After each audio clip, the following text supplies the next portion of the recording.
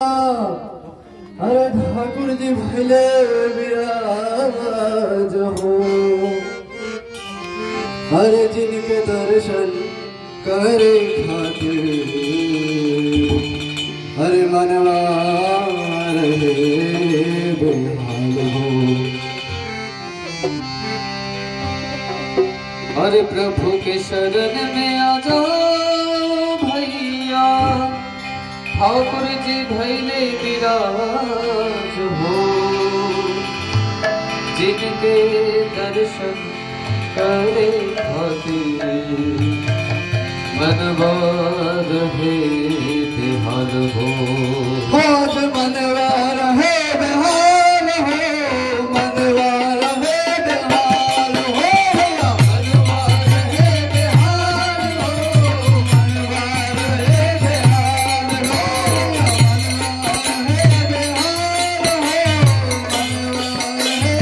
बेहाल हो, मनवा रहे बेहाल हो,